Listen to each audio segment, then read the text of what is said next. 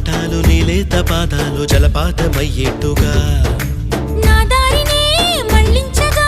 నీకెందుకు అంత పంతం మంచేతిలో ఉంటే కదా